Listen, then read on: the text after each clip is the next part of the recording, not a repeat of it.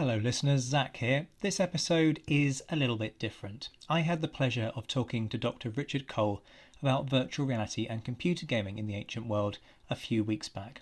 Although the audio is going out on the podcast as usual, you might want to head over to YouTube because we're trying to mix in some visuals for you.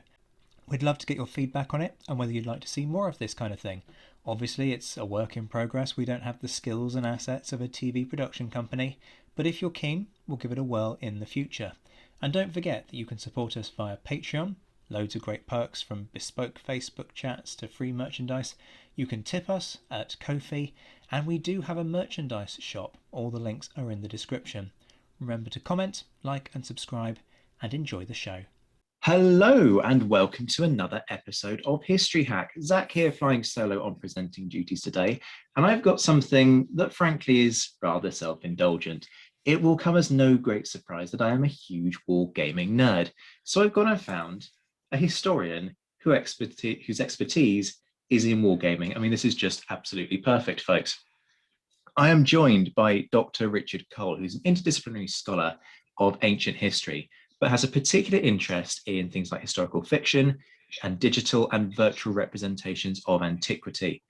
He is currently part of a multidisciplinary team at the AHRC, on the AHRC funded project Virtual Reality Oracle at the University of Bristol. And he also holds the role of research associate in ancient Greek history and virtual reality there. Alongside that, he's working on a project entitled Virtual Antiquity, which includes an assessment of the way in which video games are shaping new forms of public history. And what really excites me is that this guy is also an advisor to the people who make video games, which is just like the perfect job, surely. Richard, great to have you on the show. How are you doing? Great to be here. Thanks for having me, Zack. Looking forward to the chat. Now, as we've said already, I do love a good history-based video game, whether that's Age of Empires, Total War. Other titles are available. We're not getting any kind of publicity, subscriptions or anything from those, the producers of those games. You've also got things like historically based first-person shooters. Now, the fact that I'm keen on all of those things probably says far too much about my personality, but I was massively impressed also by my first virtual reality history experience, which was at the Tutankhamun exhibition. And for folks, this was just before lockdown, so for folks who weren't able to make it, what they effectively do is start you off at about 1,500 feet above the desert and then drop you straight through the desert floor in the space of about 10 seconds. So there is this kind of, oh my God, what's happening effect. But it's a really kind of visceral experience. Now, a lot of folks won't be wargaming nerds.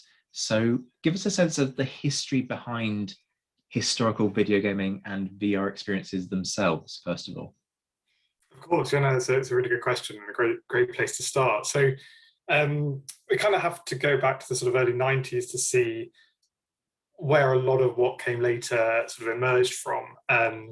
And really the sort of origin of historical video gaming came about through games like Civilization that sort of instigated that kind of popular real-time strategy or turn-based strategy type approach to the past, where you controlled a period of history or a civilization. You sort of were able to manage their rise to power. So Civilization sort of burst onto the scene in 1991. There were previous examples of sort of historical strategy games and other types of sort of text-based adventure, but this one made a real splash. And then from then, and I'll focus mostly here on kind of ancient historical video games, just because that's my personal area of interest and the one that actually got me into studying the ancient world at school and then at university to begin with. So had a big impact on my own learning curve. But Civilization sort of burst one of the biggest sort of landmark games in sort of video game set in antiquity, which was Age of Empires, and that came out developed by Ensemble Studios, and it came out in 1997. And that wasn't turn-based, but actually was real-time strategy. So it allowed you to play in real time, where you could build buildings, create units, and engage sort of with other players across the battlefield, whether they were AI based or other humans. And it sort of really fleshed out what was possible, I think, with this medium, because you could have this sort of rich artistic style that represented different ages, and you had this sort of progress type narrative that allowed you to sort of carve a history from the Stone Age all the way through to kind of classical Greece era. The popularity of that sort of in turn sort of spurned a whole raft of games, including from the same studio, Age of Mythology, which took the same kind of approach to history, but did it with mythology. So you had sort of Greco-Roman, mostly mythology, but you sort of played it as if it was a kind of history. And then that sort of there was a little bit of Egyptian mythology and Norse mythology thrown in for the mix. So it was sort of taking the style that had been discovered with Age of Empires and playing with it with different themes and genres. And then, of course, along comes Rome Total War in 2004, and that sort of is yet another landmark, but this time in the turn-based strategy, although it had some real-time elements in its battles as well. But that was interesting because although there have been lots of Total War installments, including one before that set in Japan, Rome Total War was and remains sort of one of the most critically successful installments of the franchise. And I think it is interesting. This is why I like studying games set in antiquity, because there is sometimes a slight sort of difference in how they approach the past, how they make it playable, that is different from more traditional, more contemporary periods of history, like sort of the first-person shooters set in the Second World War, for example.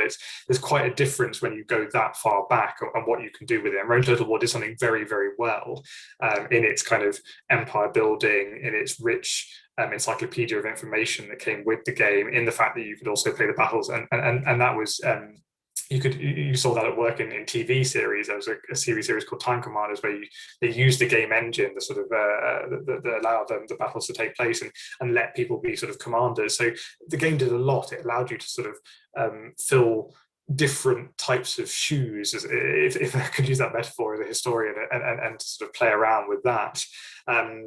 It was so successful, in fact, that users themselves modded it and made a whole separate game called Europa Barbarum, which was meant to be sort of more historically accurate, because the game sort of took quite a light approach to its sort of original historical accuracy, and I think rightly so. But it was so popular that users actually wanted it to enable them to really sort of get into the nitty gritty detail of whose tribe was where and what happened in the timeline.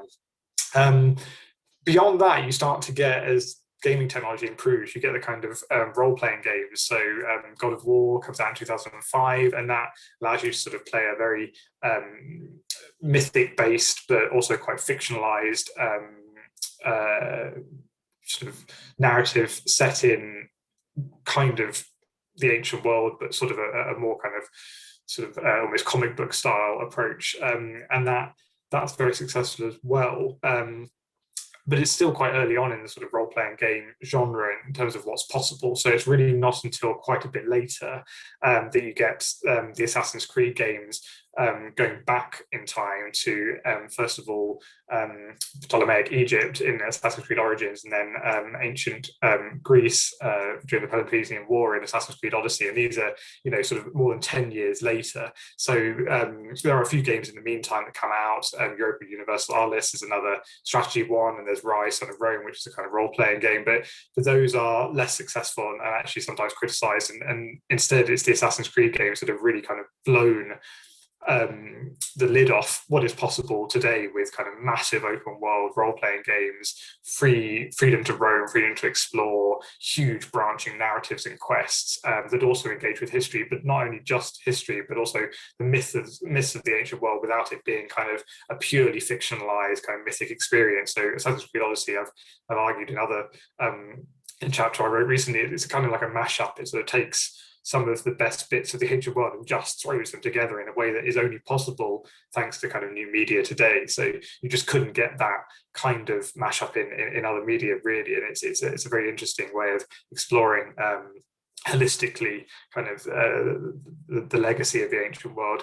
And since that came out in sort of 2018, you've got just so many more games are coming out and actually taking quite a different approach. So there may be branches here that take us into sort of lots of different areas. So you've got more attempts to remake the Rome Total War kind of approach with Old World, which is another turn-based strategy game that does it sort of terms of 1 year. So it's sort of much more about a dynasty than it is sort of the whole, you're less a kind of artificial god at the top.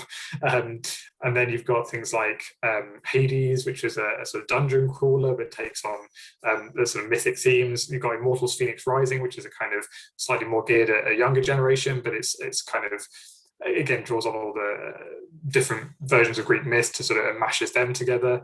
And then, of course, you've also got, quite interestingly, all the definitive editions of Age of Empires coming out and the remastered versions of Rome Total War. So we've come so far so quickly that we're already now nostalgically looking back to the earlier games as they've come out and their impact by reproducing them with better graphics for the hardware that's out today, and for audiences that perhaps sort of have that nostalgia already, like us who grew up with these games, and now suddenly they seem quite dated when you look at them on sort of YouTube videos, but the definitive editions are sort of attempting to account for that.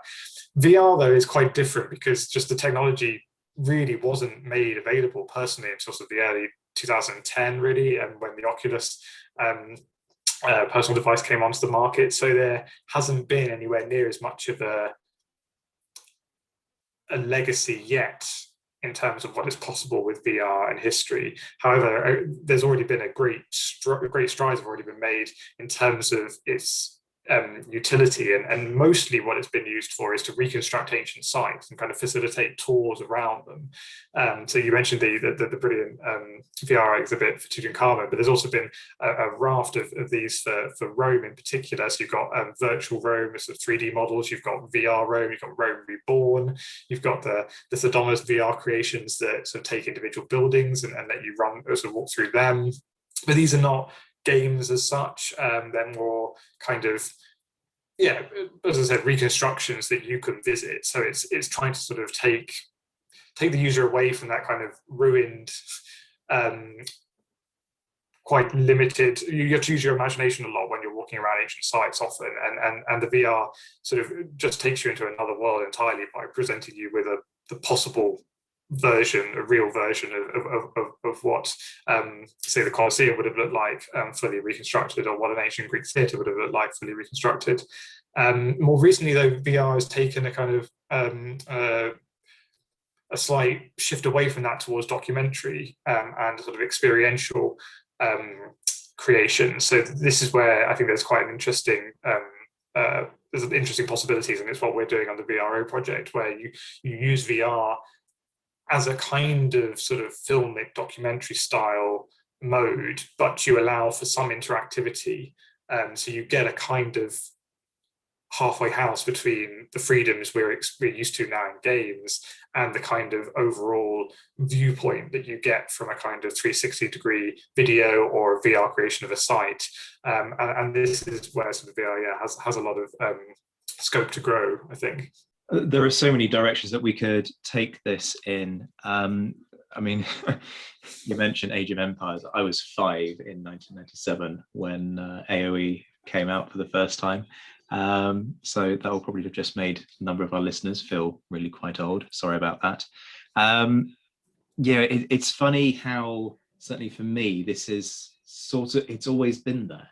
I've always known about the Age of Empires franchise, going around friends' houses and playing it on their machines and so on. And you mentioned Rome Total War, which, as you say, was a bit of a game changer. Yes, you have that turn-based element in contrast to Age of Empires, but the fact that you could kind of be parachuted into battle was something else entirely. And yes, okay, there'd been predecessors to Rome in the form of Shogun and the first medieval game. It's really interesting also that you pick up on that idea of remastering, because that was something that was quite big in lockdown. All of these game creation studios bringing them out in what I thought was quite a savvy business move, because video gaming had a kind of explosion when people didn't have much else to do in lockdown. And so, the fact that they've regenerated these things, why do you think that the nostalgia element is there? Is this because for folks like me, it's going back to our childhood, it's the good old days, inverted commas, of gaming, when certainly the worlds were less complex than they are now. So if you look at the latest Rome Total War, because there's a second game that's much more complex, and that puts you into a kind of quasi-political quagmire, or at least it endeavors to, which wasn't really there in the first one. So is it that folks are interested in going back to the simplicity, and so the games have become too complex, or is it just the whole, wasn't this great? Weren't we all blown away by what we could do back then in comparison to what we can do now? It's a brilliant question. I think that you've touched on many of the elements that are in play there. And I think we can look at it from a business model, certainly, and it is a savvy one. And it means they don't have to develop new games. And it's just about really updating. I mean, they call them remastered definitive editions. The remaster is probably the much more honest of what they're doing. And I think that the explosion in gaming during the pandemic probably helped to spur some of those decisions, whether or not they were in the timeline. But I think from the user perspective, it is a much more interesting question. You do get, if you start to mine the comment threads, the forums, a real sense of nostalgia. I think because of the speed of technological change, and we can certainly come back to this later. I think I'll touch on it later, but it's so much has happened so quickly when you look at sort of just how Age of Empires, the original game, was marketed, what it came with, hardware it used, the sort of all the material paratext that came with it, and then you look at what you can do now with just a digital download code, and how everything is subsumed within the game itself. There is a real shift there that's happened in such a short space of time that I think people do look back with a quite rich sense of nostalgia in a way that perhaps hasn't happened or would take longer in any other sort of example. And so, yes, these are definitive for people at any age, whether they started in their gaming experience with this or whether they sort of realized what was possible as these games came out. And I think that that's certainly playing a part. I also think that, you're right to pick up on the complexity, because modern games have this sense of you have to do everything. And more than that, they also often throw the user into a lot of microtransactions, into grinding excessively for gear so they can level up, so they can move through the game. And Assassin's Creed Odyssey is certainly susceptible to some of that. Other games even more so. And I think that there is a pushback against some of that, and you can see it in the way that indie developers are developing games that actually look like the original games that came out in the early 90s. There's a very clear choice to do that against the kind of hyper realism that we're getting in RPGs, which is very enjoyable to play and really rich. But I think there is some sense of a pushback because it's getting closer and closer to looking real. And you get this in cinema too, where you get a sort of a nostalgia throwback to black and white film or to silent film, and that's definitely happened more recently. But again, there's a much longer time span there at play, whereas here there's a much shorter one. But because of the sort of real impact I think that some of these games had when they first came out, there is this sense that gaming companies are not just doing a savvy business model in terms of not having to develop new games from going back to their old portfolio, but also that they are sort of feeding into that sense that players are looking for something slightly different than the kind of mass market AAA games that are coming out. Do you see a crossover also with the wargaming market? And I'm thinking here of, again, nerd, not even apologetic about it, but things like war paint modeling and so on, and that's vast in itself. So not necessarily the Warhammer element, although if folks wanted to indulge in Warhammer, there's now a Warhammer Total War, or many Warhammer Total War type games. But folks do an equivalent for, if our listeners aren't aware, for history. So you get Napoleonic based figures, you get ancient history based figures, and you paint them, and then you have whole sets of rules, and you meet up with friends and you battle one another with your armies.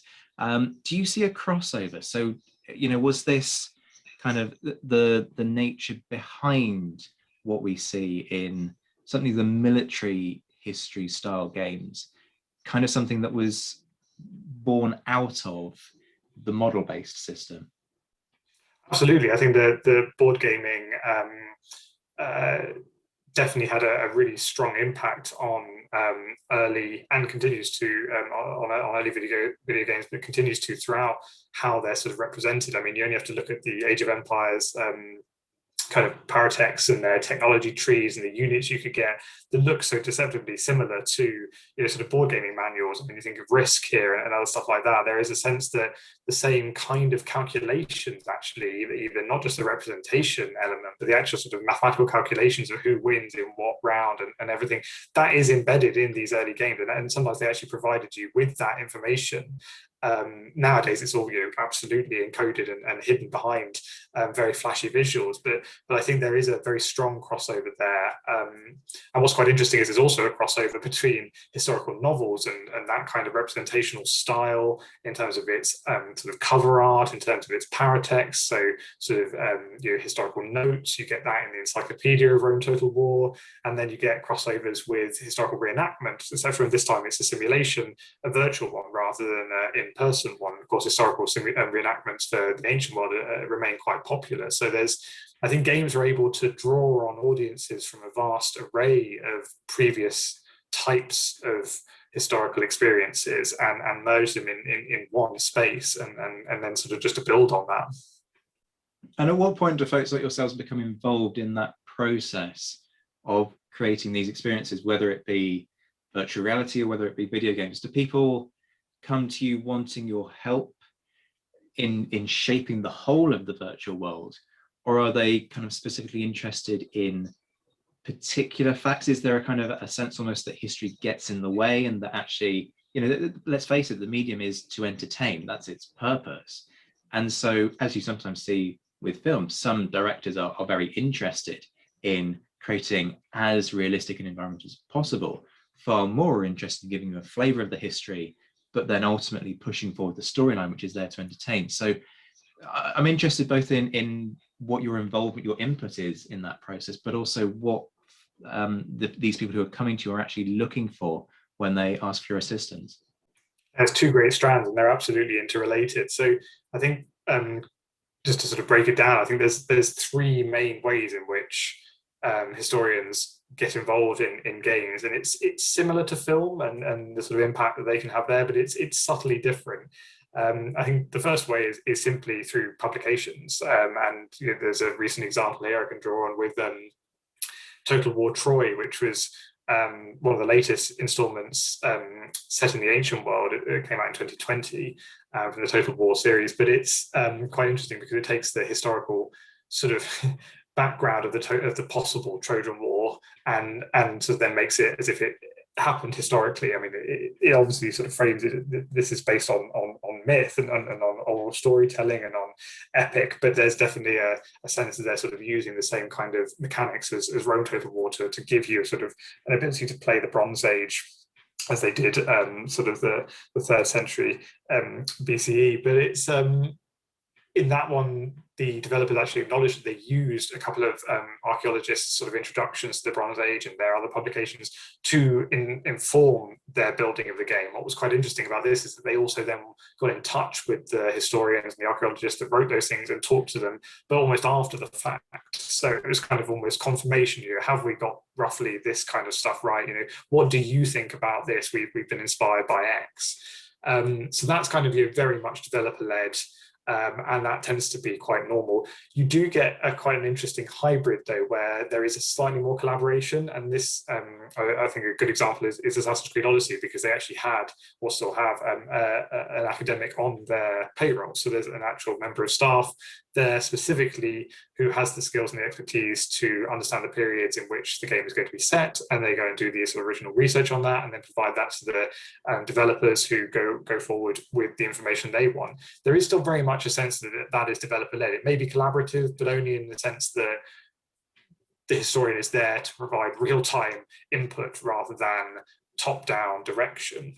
So the third way is basically what I just said, top-down direction, but from a kind of academic-led perspective. So that's where you may either design a game yourself, or, as has happened, there's been a couple of simulations built about how, say, Roman patronage might have worked. And that's quite interesting because you can sort of run a simulation and just see what happens. And that can be an experiment as much as trying to sort of work it out from reading the sources. There's also been cases where academics have worked with gaming companies to develop either quite small scale simulations, reconstructions, as we've already mentioned with VR, or indeed what we're trying to do with the virtual reality Oracle project, where we're actually creating an experience inspired by the history of the mid-5th century BCE in Greece, and then that's very much led by us, but we are collaborating with the VR company, the gaming company, who are also providing their creative input and ideas to help shape that experience.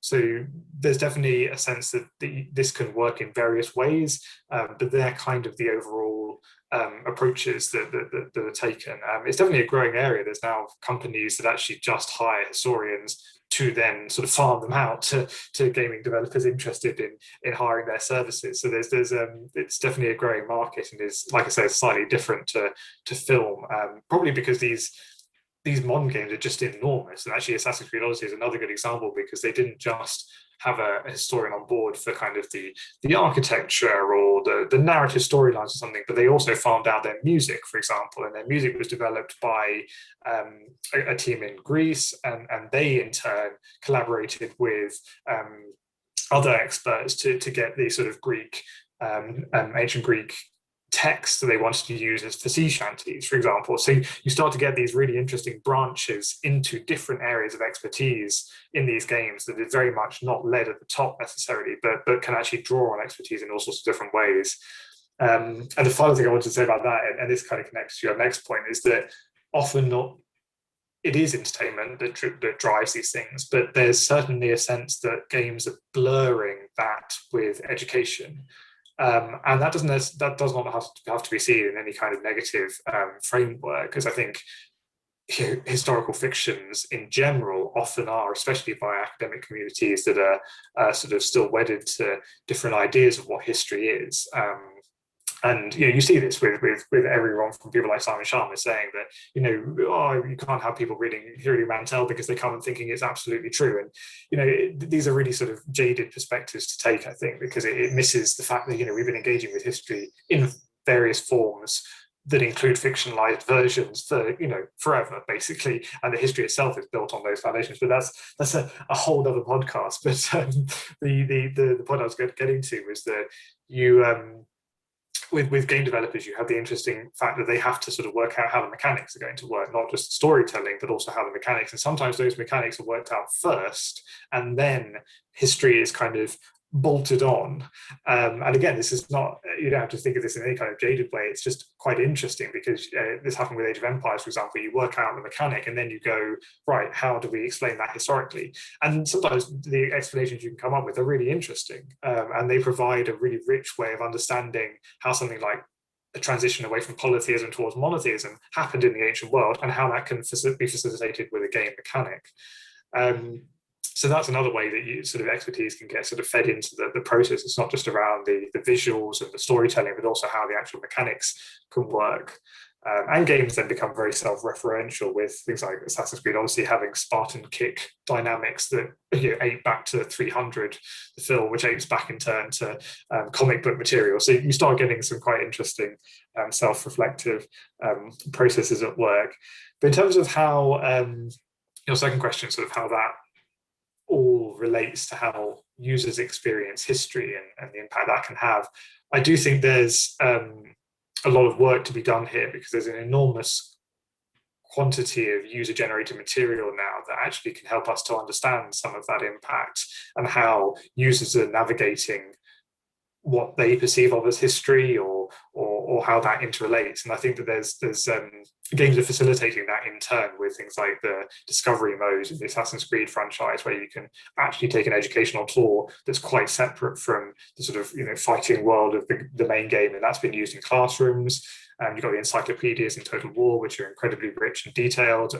So there's a lot of crossover between entertainment and education, and one of the ways of trying to pick that apart from a user perspective is just to see what users have said, and you do get some really interesting threads on Facebook, on Twitter, on forums, seeing how people engage with that material. I want to start talking about your role and work in VR, though, because I know that's a lot of what you're involved in at the moment. So, I mean, we're talking about the educational aspect. Let's talk about VR from an educational perspective then? What does it have the potential to tell us about the past? It's a really good area to explore, because I think it is similar to the educational perspective that video games have, but is different again precisely because of that. It has that different history, as we fleshed out at the start. It's being used for different purposes. So right up front, it has mostly been about reconstructing ancient sites, and that is obviously there is a user-generated element there, but actually a lot of those reconstructions came about precisely because academics were interested in asking questions about how ancient Rome looked, how it might have been used, how people might have walked through it. And all those sorts of questions are very, very difficult to ask of a 3D model. Sorry, of a 2D floor plan. And yeah, there was a brilliant talk by a guy who built a 3D, Matthew Nichols, who built a 3D model of Rome. And he sort of pointed out how archaeologists and historians have used different models throughout time to try and understand space, but it's only recently it's been possible to actually quite easily, in many ways, reconstruct space in 3 dimensions and then explore it. So in terms of education, I think we can split this here into research. So there's definitely research components and capacity for VR, but there is also then in turn an educational perspective. So you can build the VR models or the 3D models, and you can then go into them and ask questions of them, or you can use them as outreach tools to let students go in and wander and explore it. And museums have absolutely taken this on board, and you can get lots of these little sort of everything from mini tiny exhibits that you can use alongside seeing some relics or some artifacts, and as well as the sort of full-blown kind of blockbuster experiences that come along with the massive exhibitions on large sort of topics. But just going back to the sort of what VR can actually do itself. So it doesn't just reconstruct sites and transform data, therefore, into something that you can actually sort of see and even, in inverted commas, touch. But it allows interactions and explorations that aren't even possible in the real world. So you can reconstruct buildings that no longer exist or have been damaged irreversibly, and that's happened quite recently. Or you can test ideas. You can ask questions about buildings that, as I said, were not possible with just floor plans. So you can visualize hypothesis. You can do this not just sort of for a building purpose, but for other purposes as well. So there's a European music and archaeology project that reconstructed the soundscapes of ancient buildings and sites in VR. So you had people playing authentic musical instruments, and then you had to sort of bounce that sound in different ways, and you heard different acoustics, and just to try and get a sense of what an ancient site would have sounded like, which again is just something so different. You can't get that at the Colosseum, because you've got cars and you've got different sort of flora and fauna today than you ever had in the past. And so it doesn't just help you to visualize buildings, but it helps you sort of get a much more rich sense of what a place might have been like to experience. So there's that element. There's also a kind of tourism element that VR can now sort of facilitate sort of virtual tourism, and that's taken off during the pandemic with being able to visit museums virtually, but also ancient sites virtually. And then you've also got sort of comparisons between ancient and modern. So there's one VR reconstruction of Rome that sort of shows you the ancient sites alongside the modern one. So you get this kind of comparative aspect that, again, is not possible if you're just looking at sort of textbook type or sort of reading about these sites or looking at sort of static images. So a lot can be done educationally, and these sort of facilities I've just been sort of fleshing out have been used then in the classroom to build a different type of approach to trying to learn about ancient material, whether that's in sort of GCSE and A-level class Civ or ancient history or Greek and Latin classes or whatever it might be, all the way through to university. And during my undergrad, we had a wonderful lecturer who was working on a sort of Second Life reconstruction of use Second Life to reconstruct the Crystal Palace, which housed elements of Pompeii in it. So you can do a lot of playful things that let you explore the legacy of the ancient world and how that's been represented differently. So that's kind of a whistle-stop tour of the educational potential of VR, but I think that's only going to get more embedded as the technology becomes cheaper, becomes easier to run, and as more companies sort of jump on the utilities here, because you can do a lot in a short space of time in VR in a way that a video game that sort of you play for hundreds of hours isn't so possible in a classroom. I mean, I'm interested in what you say there about the role of VR as kind of a replacement. What's the kind of user response to that? Because it has, as you say, kind of taken off. I mean, there were earlier kind of rumbles of it. So, for example, I think I'm right in saying you can't now go inside the Great Pyramids at Giza. That what you can now do is have a VR experience of what the interior is like in order to preserve the site. Likewise, they're using, I believe, a similar thing for Stonehenge. So, is there a sense that this is an adequate replacement? Is there kind of pushback from users in that, well, I wanted to see the real thing. There's no replacement to being inside the Great Pyramids at Giza. Or are people actually quite content with what they get out of it? That's a really interesting question. I think that you get a sense of the benefits of it when it really provides something unique that you can't get in the real world. So I'm just going to sort of use the example that I'm more familiar with here with virtual Rome. That some of the users who were interviewed quite shortly after they went through that experience, you know, quite they were very articulate in the way that they sort of said, well, this allows me to see the city in a way I've never seen before, and in a way that is impossible to see otherwise.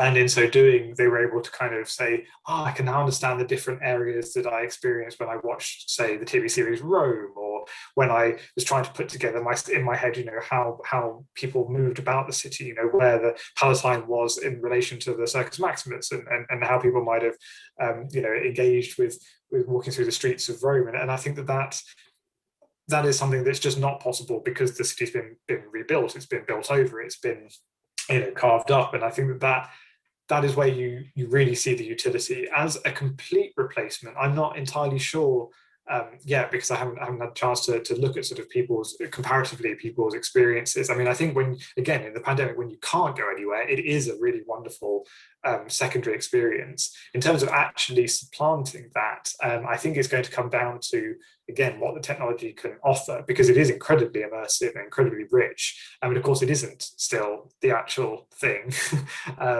but in turn, again, it's what it's doing. I mean, if it's just mirroring what is there now, then that's limited. But you can do so much more in VR than just representing a building. And I think that is where it's going to be interesting. Can you, for example, interact with characters? That's what we're looking at in the VR project.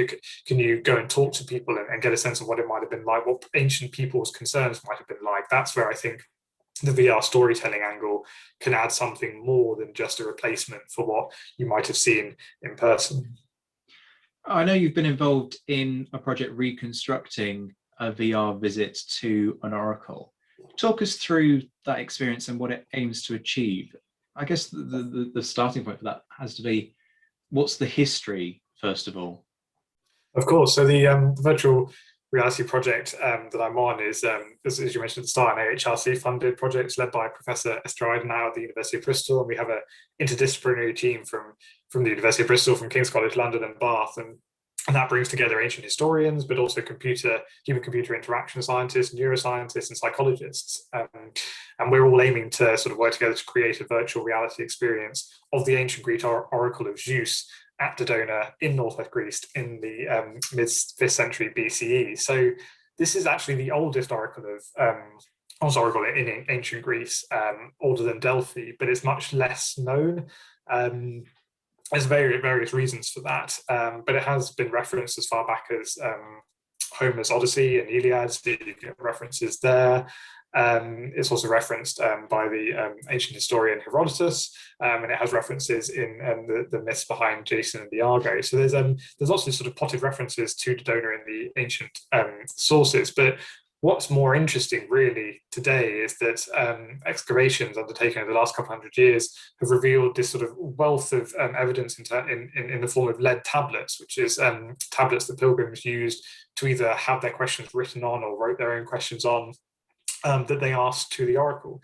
And what this revealed is that the questions were incredibly personal, and that these were everyday people that traveled all this way to ask their personal questions. It's very different from the model of Delphi, which we tend to associate a little bit more with kind of states going and asking questions, and the kind of wealth that was on display, and the Pythia in her temple sort of pontificating and making sort of very poetic statements. It's quite different from that, because what you have instead is basically a site that was very, very rural, it wasn't built up at all. The monumental architecture that's there, the theatre and other bits and bobs were built much later on than the period we're looking at in the mid 5th century BCE. So you've got this very rural sanctuary, and you really have just a tree, and it's Zeus's sacred tree that supposedly communicated and gave the answers, possibly through priestesses who were kind of associated with doves, possibly through sound.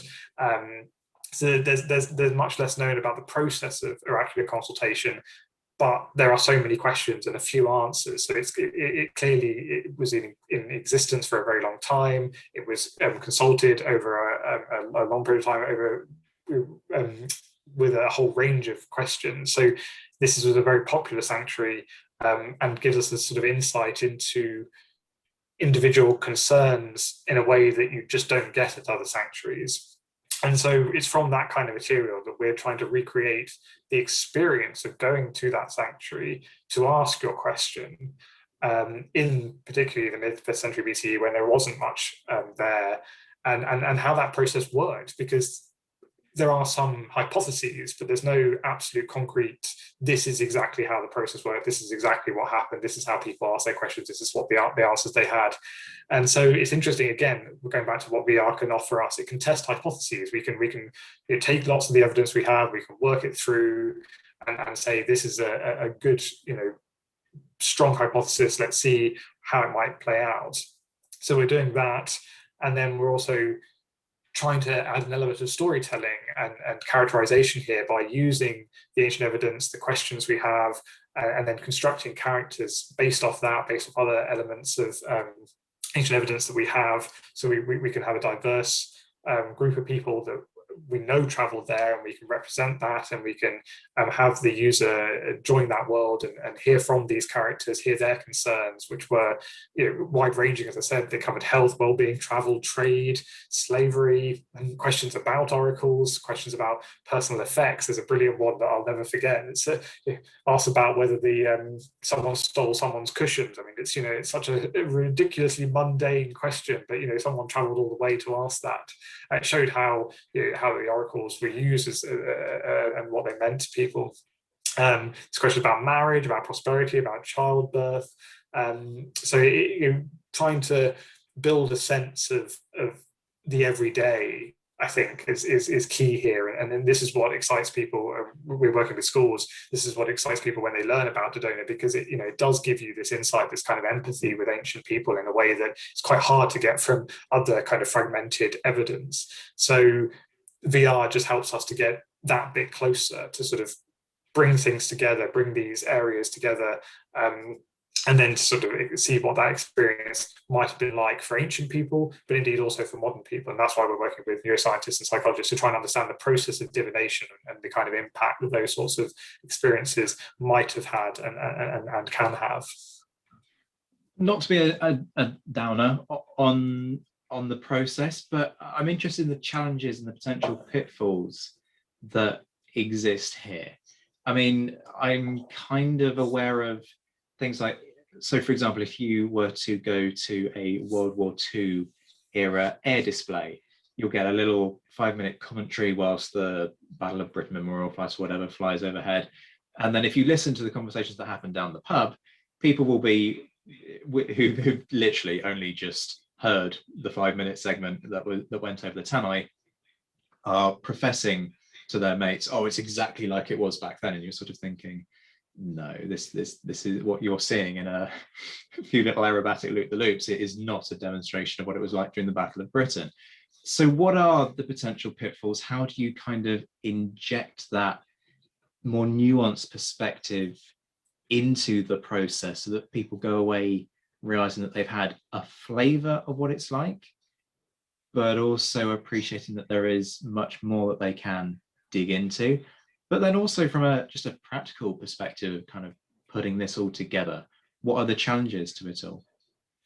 No, it's another brilliant question. I think that the key thing here really is framing, and that's the crux that holds a lot of this together. And it's what I spent my PhD, the 5 years that I spent writing my PhD working on, really was sort of framing in historical fiction, because I was really interested in precisely those questions of how people sort of approach the past, how they encounter it. If they encounter it in fiction, what do they take from that?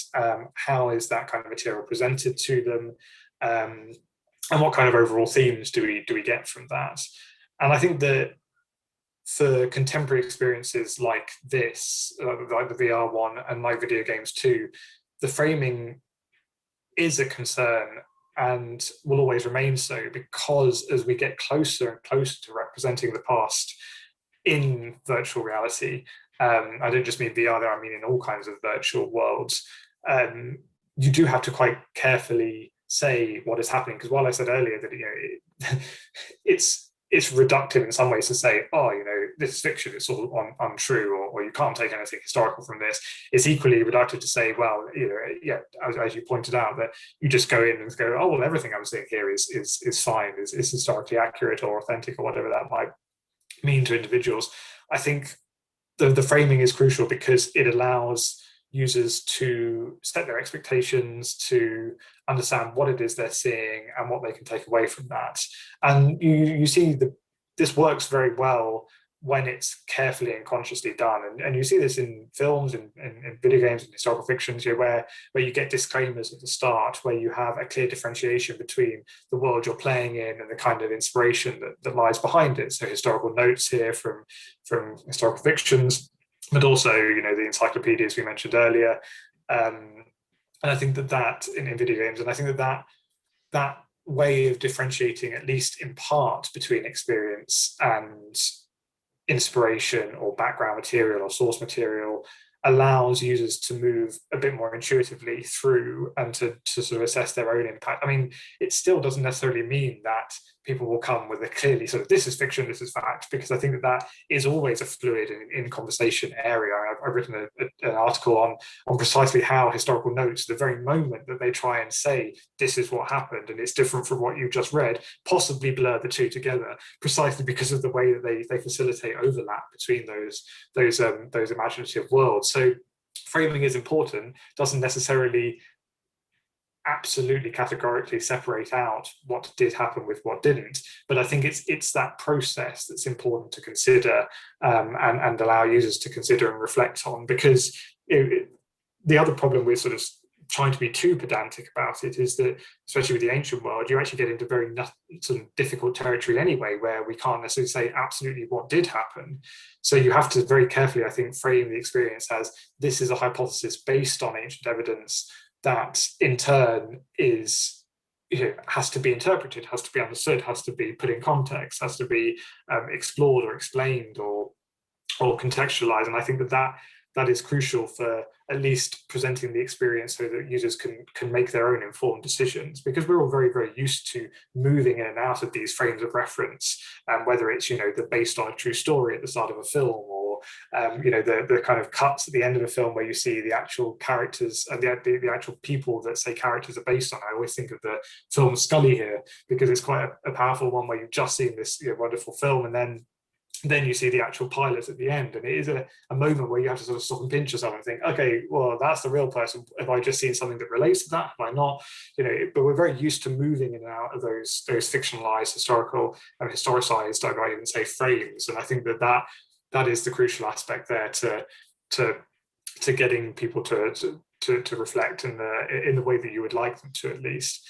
In terms of challenges, again, we can't actually reconstruct a world that is lost to us. So again, it's being honest about that. And I think this is, again, where historical fictions are a great example, because histories in themselves kind of by implication imply that it is possible, or that we can just tell objective stories. But actually historical fictions are quite interesting, and this is why they became my sort of main area of interest, because they're slightly more upfront honest about the fact that we always just write narratives about the past, and narratives are biased, they're fictionalized, they have slants, they omit certain materials, they gloss over others, they have beginnings, they have ends. It's all that kind of postmodernist approach to history that historical fictions actually kind of reveal up front, and that being honest about that, I think, is more important than ever when we're, as I said, getting closer and closer to being able to sort of let people reach out and, in inverted commas, touch the past with VR and sort of play the past for hundreds of hours. I think those honesty,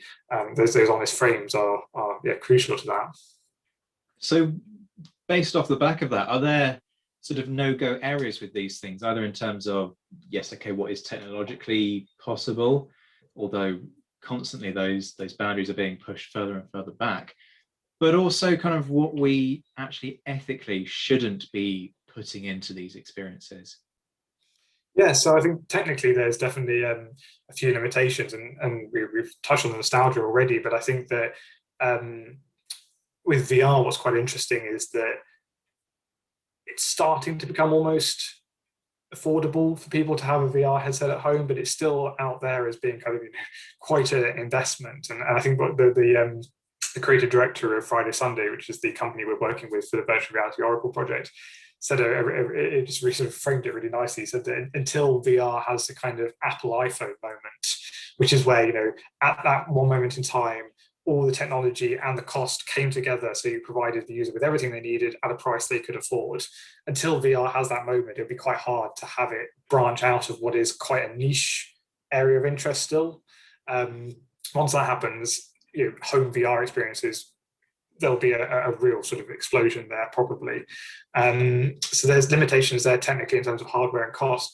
For gaming, I mean, that's improved exponentially, and I think that the open worlds of recent games proves that. But again, as the hardware develops further, as graphical interfaces is the hardware that supports them develops, you can have even greater and richer open worlds. And what's quite interesting is that the systems that underpin that are undergoing major changes. And for example, AI is going to become quite an important element of this, because even with these massive open worlds today, most of the interactions you have are scripted. So you've still got someone sitting down, writing behind the scenes, the actual interactions you will have, the conversations, the dialogue, the storyline.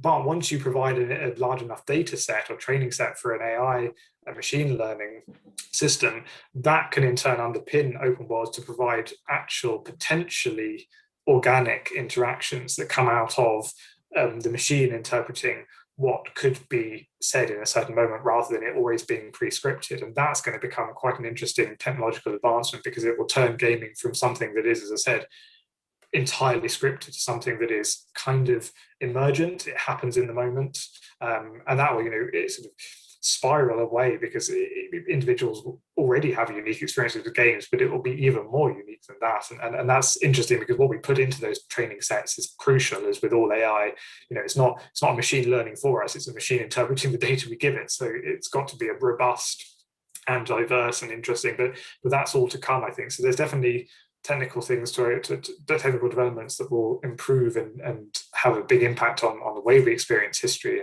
in virtual worlds. But ethically, that's quite a separate issue in some ways, although it is connected. I recently wrote a blog post on how saving games has ethical consequences when thinking about history, because they create time loops, and you can then go over the same period again and again and again. And if time loops remove consequence, does that mean that we're messing with history in a way that is ethically problematic, or can we actually learn from that process? So I think there are ethics and mechanics do overlap certainly here, but the ethical point is more, I think, for gaming around content and representation. So there's questions we have to ask about why do we represent certain eras and not others? That's certainly true of the ancient world. Why do we always focus on empire building and empire collapse, especially in a post-colonialist sort of mindset today? Why are we focusing on these moments? Who are we ignoring? Which demographics are we ignoring? Which, considering the sort of richness of the ancient world in terms of its sort of ethnic diversity and in terms of its politics, what are we focusing on to the exclusion of other areas? How are women to be represented in these worlds, because that's a real big touchstone where a large percentage of people in the gaming world still retain this kind of quite reductive idea of accuracy, meaning you can't have women in certain areas even though you absolutely could. So there's learning points to overcome there, where if we want to be ethically true to the past, you have to overcome audience perceptions today, which have been in turn influenced by film and historical fictions over the last 100 years that have omitted and whitewashed the past. So it's absolutely not about accuracy, but about the kind of ethics of representation over a very long period of time. What kind of representation are we used to? Why do modern representations cause debates sort of across the spectrum, where people find it difficult to see coloured people in the past, or see white people, to see women in the past, or whatever it might be. And I think that has caused debates, rightly so, because it makes us question what are the ethics that we want to see represented in games, and what is the kind of past that we want to see represented, because it's not an ethically neutral decision on the part of developers or on the part of players to engage with these things. So there's definitely questions to ask there. In terms of no-go areas, I think it's always a good example here. It's the Holocaust. It's not really represented in games in terms of actual playability, and I think there's a reason for that, and that's precisely because it's seemed to possibly trivialize it. It seemed to sort of gamify it to allow you to be an active agent in it. There's lots of issues there that don't arise if you see the Holocaust represented on film, for example.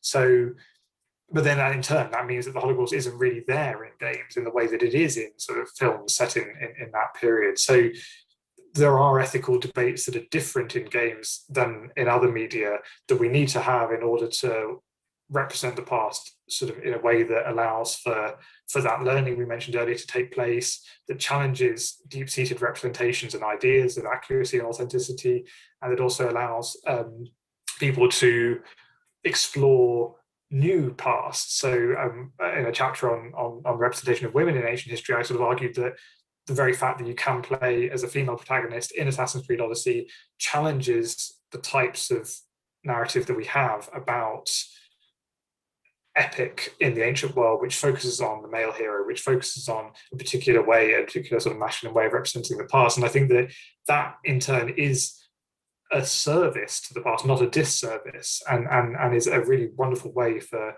audiences today to engage and challenge some of these approaches that have been embedded in the way that the ancient world has been received in different eras since antiquity itself. So I think that there are several ethical areas of interest here, everything from representation to play, and these debates will just continue to happen as new products are released. As we pointed out earlier, so many new games are coming out. So these debates will continue to be had across social media, and I think tracking them is going to be interesting to see how games in turn do impact society in these different ways. Yeah, I mean, I really hear what you say there about representation. I mean, I'm thinking here about the representation of women, and certainly from what I've seen until very recently, any representation of women has been very sexualized, which has a whole ream of problematic attachments in itself.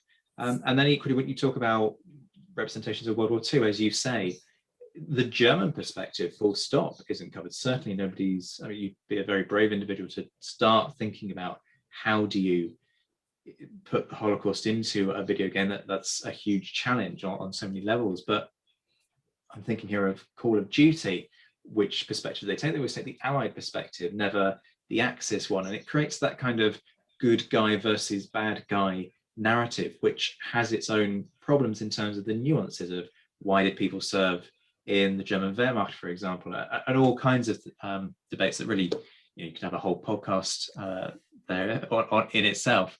One final question from me, and it's about, I could talk to you all day about this, but I know you've got other things to do.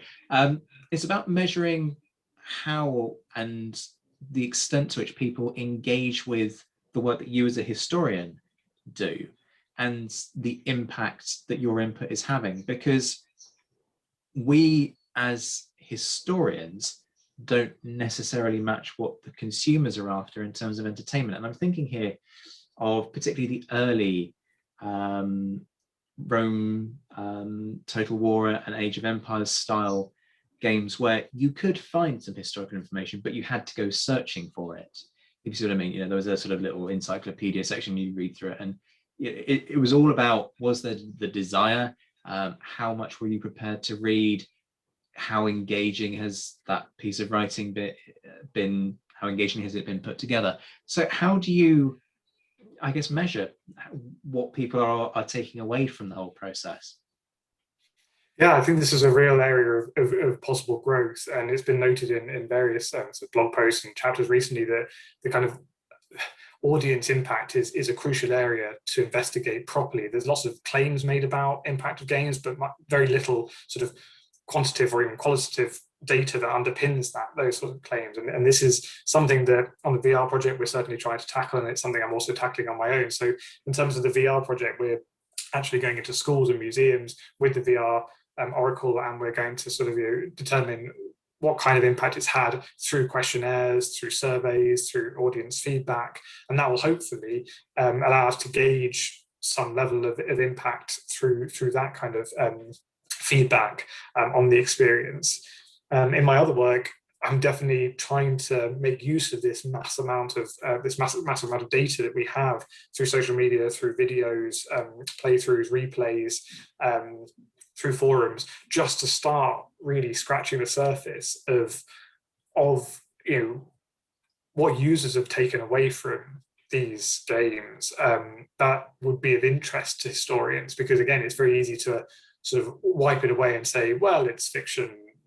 All these are games. I mean, it's worse even than historical novels and films, because at least they, as media, they have a kind of heritage and history that positions them to be considered seriously to some degree.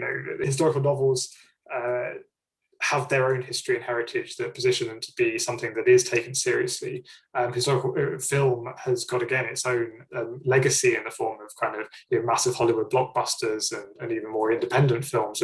And film as a media itself is definitely it has been taken seriously for its impact. So I think games are unfortunate in the sense that they're both fiction, which is frowned on by historians, and they're games, which is frowned on in turn by a sort of more even wider demographic, because of the sort of seemingly trivial aspect to it, the pure entertainment, the kind of the fact that these aren't sort of things that we traditionally associate with history, which is narrative, temporal sort of linear narratives that are set in writing.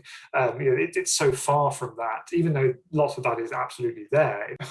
They've got to be accommodated into that discourse to begin with, and that's a challenge. But by looking at audience perspectives, I think as historians we can find some really interesting data about how users have written sort of unprompted about their experiences. And you do, just from the work I've already done on this, you do get some really interesting insights where users explore how Age of Empires was quite foundational in their understanding of historical progress and development and empire building and collapse. It's a lot richer than even it's sort of the kind of the overviews of the game allow. I mean, it had rich historical contextualizing information in the original game that's been rewritten in turn for the definitive edition that set the scene for every campaign. So people were going into this through those frames of reference that we talked about earlier, and you can see people reflecting on this and how important that was for them, not just the gaming mechanics, but that you also see kind of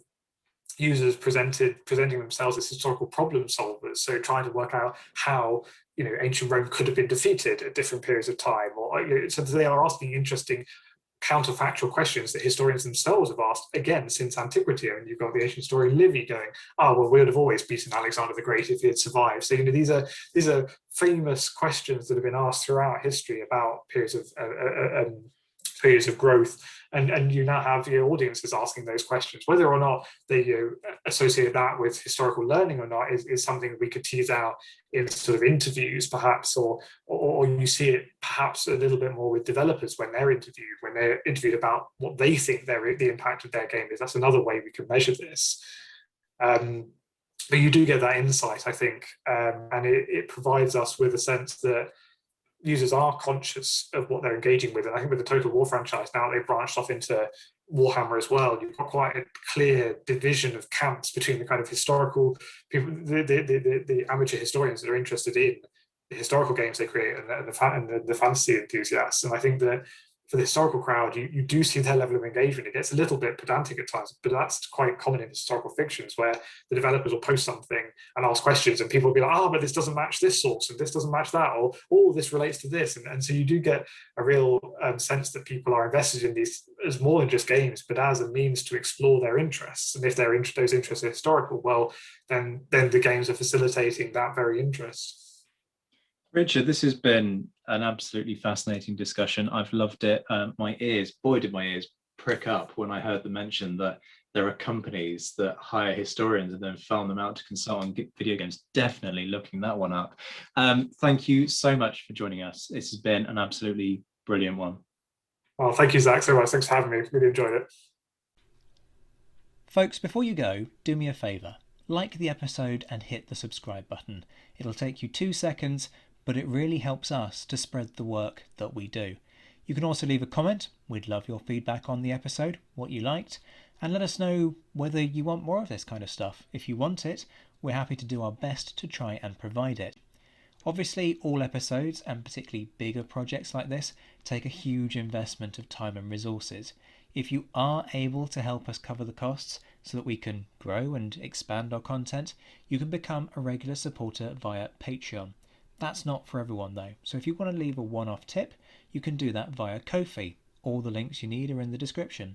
And also don't forget that we have a merchandise shop. Boney has put loads of great things together for you, so take a look. Again, the link's in the description. Check out the History Hack bookstore and effectively treat yourself or the History Hack fan in your life. We'll be back in a couple of days. Take care, folks. History Hack out.